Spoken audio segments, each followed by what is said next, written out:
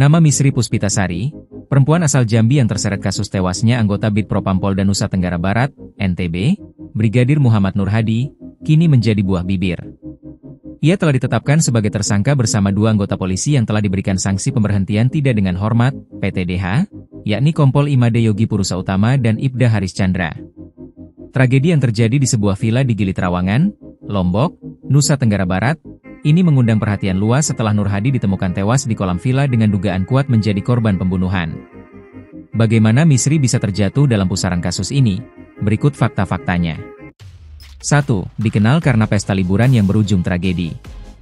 Misri Puspitasari, yang sebelumnya dikenal sebagai seorang wanita yang dibayar 10 juta rupiah untuk menemani Kompol Imade Yogi Purusa Utama dalam liburan di Gili Trawangan, kini terjerat dalam kasus pembunuhan. Liburan mewah itu berubah menjadi tragedi setelah Brigadir Nur Hadi ditemukan tewas pada April 2025. Selain Misri, Polda NTB juga telah menetapkan dua tersangka lain yang terlibat dalam kasus ini, yaitu Kompol Imade Yogi Purusa Utama dan Ibda Haris Chandra. Kasus ini saat ini tengah ditangani oleh Polda NTB. 2. Profil Misri Puspitasari. Misri Puspitasari adalah wanita berusia 23 tahun asal Jambi.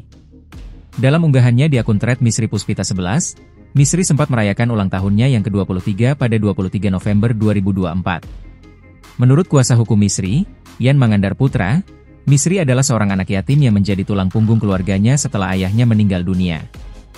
Misri memiliki 5 saudara yang ia hidupi bersama ibunya. Setelah lulus SMA, Misri tidak melanjutkan pendidikan ke perguruan tinggi dan memilih untuk bekerja menggantikan peran sang ayah, yang dahulu berprofesi sebagai buruh dan penjual ikan. 3. Peran Misri dalam kasus pembunuhan Brigadir Nur Hadi. Misri dan Kompol Imade Yogi diketahui sudah saling mengenal sejak 2024. Pada 15 April 2025, Kompol Yogi menghubungi Misri untuk menawarinya menemani liburan di Gili Trawangan. Kompol Yogi menawarkan imbalan 10 juta rupiah dan menanggung semua biaya akomodasi selama liburan tersebut. Kesepakatan ini pun diterima oleh Misri, yang kemudian berangkat ke Lombok. Misri, yang berada di bawah pengaruh obat-obatan terlarang, sempat merekam sebuah video berdurasi 7 detik yang menunjukkan Brigadir Nur Hadi sedang berendam di kolam villa pada sekitar pukul 19.55 WITA. Video ini menjadi salah satu bukti penting yang menunjukkan bahwa Nur Hadi masih hidup pada saat itu. Hasil penyidikan mengungkapkan bahwa Brigadir Nur Hadi diduga tewas akibat dianiaya oleh Kompol Yogi dan Ibda Haris Chandra. Patah tulang lidah pada korban mengindikasikan adanya upaya pencekikan.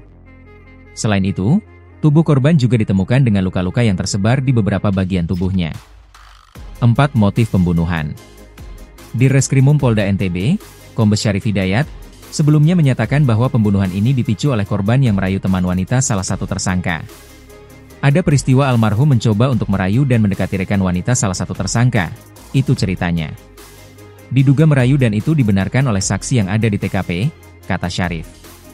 Pengacara Misri Puspitasari, Yan, mengonfirmasi bahwa Nur Hadi sempat mencium Melani Putri, perempuan yang dibawa Haris, saat semua dalam kondisi kurang sadar. Tak lama setelah itu, Haris dan Melani Putri kembali ke kamar mereka di hotel sebelah. 5. Tindakan pemberhentian tidak dengan hormat, PTDH. Sebagai akibat dari keterlibatan mereka dalam kasus ini, kedua perwira polisi, Kompol Imade Yogi dan Ibda Haris Chandra, telah dijatuhi sanksi pemberhentian tidak dengan hormat, PTDH, dari institusi kepolisian. Kasus pembunuhan ini menambah daftar panjang peristiwa tragis yang melibatkan aparat keamanan dan menyoroti masalah besar terkait penyalahgunaan wewenang serta keterlibatan narkoba dalam institusi kepolisian.